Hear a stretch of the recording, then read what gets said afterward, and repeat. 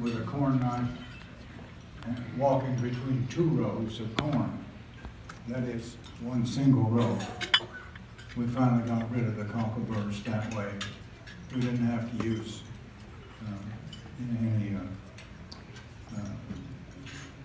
any chemicals or anything on them. But anyway,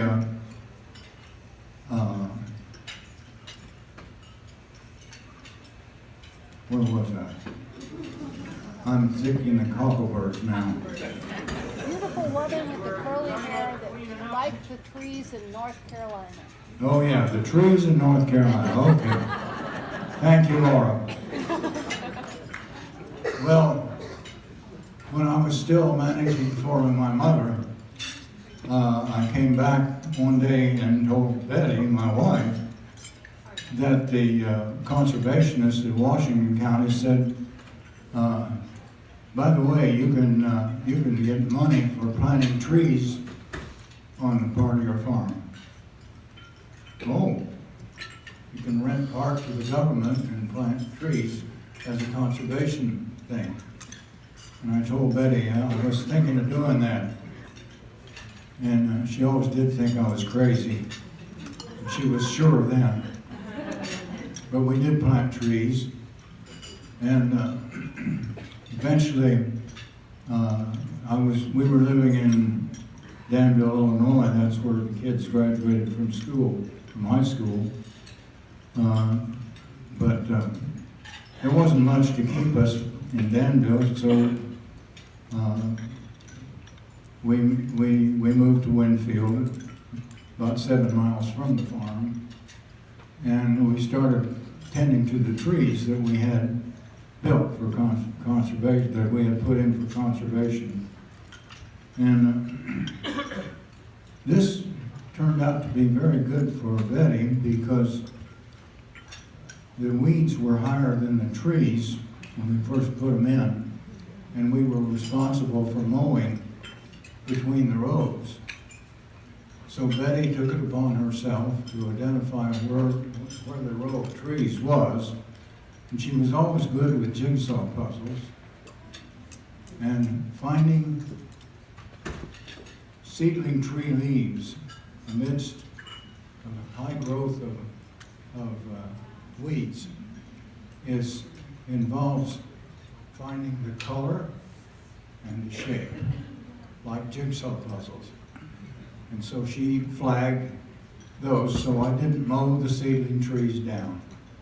And then we started going to Iowa State Extension field days, and we learned about chestnuts, and we learned to meet Tom and Kathy Wall, and we just gradually developed things. We planted about 25 acres of conservation trees on the farm, and we got them growing up.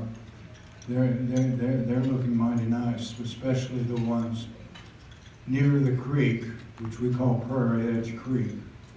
The ones near the creek where all the topsoil has washed down from what my dad called the clay knobs. And so anyway, that's how we got into conservation.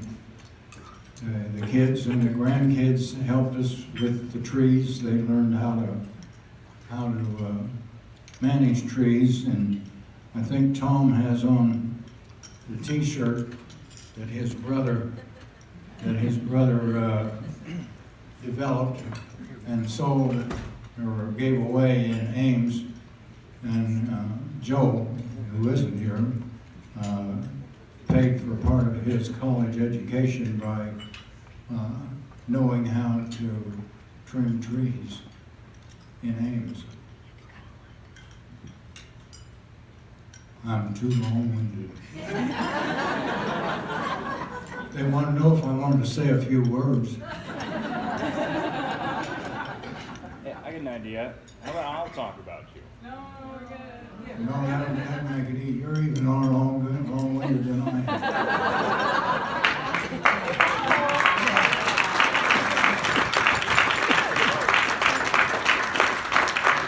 am. I'll tell you that my grandpa will hijack a family reunion and make us all watch the Dirt movie in the basement of the Presbyterian Church for 2 hours. And he had us all out there when we were 4 years old, 6 years old, learning how to use a hatchet and planting trees and putting tubes around them so deer wouldn't get them. I didn't even know what I was doing when I was like laying down willow trees all along a creek bed and pulling out refrigerators from the creek. And this is the farm that he's talking about that they've been loving for as long as they've had it. And even when Betty she's already in the nursing home for a year with dementia, and I brought her out to the chestnut field, and she goes, isn't it nice to have a place like this? And I was like, oh, that's perfect, that's perfect. Can you just say that again? And she knew what I was saying. She wanted everyone to know that it's good to have the land. And that's my grandparents. And she finally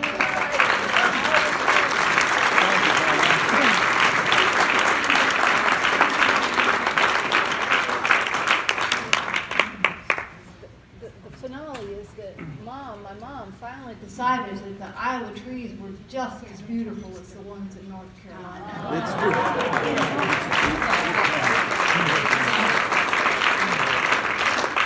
We've got this plaque for you in appreciation for your generous donation of your easement.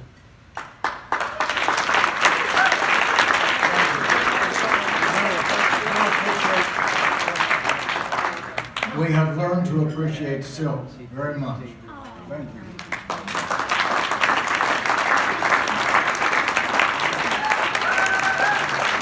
Let's give them another round of applause. Awesome job.